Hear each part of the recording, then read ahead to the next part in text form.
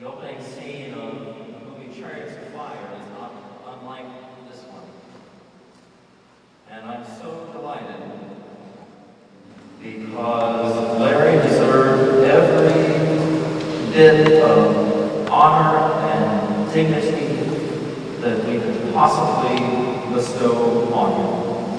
And with his great ties to England, I just can't think of a more wonderful way to pay tribute to him. And he would certainly be so moved to have his friends here. And I know that we all, the orchestra included, represent a very small percentage of the people who wanted to come this afternoon but couldn't. But Larry was one of the most remarkable people I could ever meet. Any of us could ever meet. He had so many profound qualities, any one of which would be a lifelong example to any of us. He was exceedingly kind. He was exceedingly brilliant. He was exceedingly polite. Larry understood a lot about life that I don't. And I think that's why I was so honored and thrilled to spend every minute I could with him. Because he had no agenda other than spreading the joy that is here for each of us to partake. Larry's understanding of music was deeper than I could ever imagine mine being.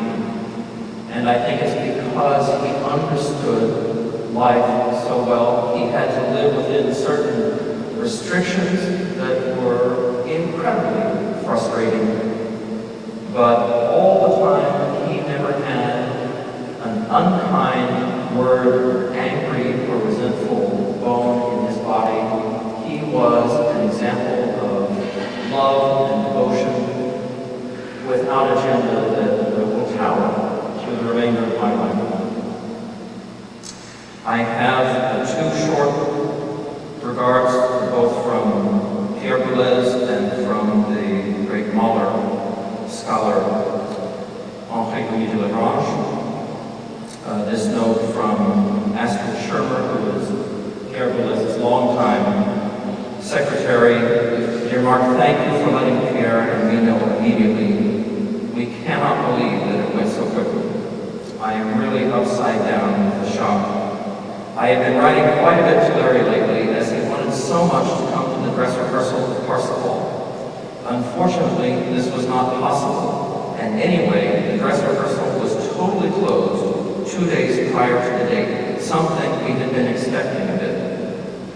When Larry finally managed to get a ticket for a performance, and I meant to ask him how he managed this feat, because not even Liz's secretary could get a ticket. I was very relieved and happy for him, and now this. So I should like to express my deepest sympathy to you. Pierre also sends his sincere condolences. Warmest regards, Astrid.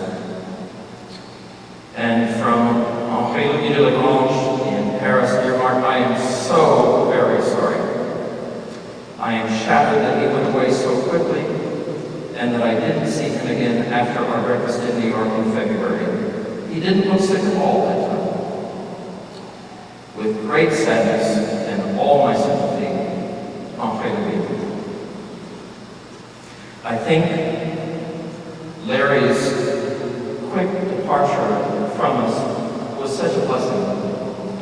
And I have referred in my writing on Gene's website to the love that surrounded him the last week of his life. And may we all be even half as lucky as Larry was to be surrounded by people who loved him dearly. Larry was the type of person who many, even in our own orchestra, didn't know, because he was not the kind of person to let you know how much he knew, how much more than you even. But he was willing to share in the most generous way any knowledge possible, to get his friends together, to have the symbiotic energy of his friends meeting and developing new relationships. This brought Larry great joy. His laughter is something that I will never forget. After Nancy Norris speaks, we will play the Lark Ascending in Larry's memory. I want to thank the members of the orchestra who have given their time to come this afternoon. As I say, they represent a much larger contingent of the Princeton Symphony, all of whom regretted deeply that they couldn't be a part of this service. The Lark Ascending by George Meredith. He rises and begins to round. He drops the silver chain of sound of many lakes without a break, in chirp, whistle, slur, and shake. For singing till his heaven fills, 'tis love of earth that he instills, and ever winging up and up, our valley is his golden cup, and he the wine which overflows to lift us with him as he goes, till lost on his arrow rings in light, and then the fancy sings. God bless Larry, God bless the memory of Larry Taylor. I have the honor and privilege of introducing Larry's sister, Nancy Norris.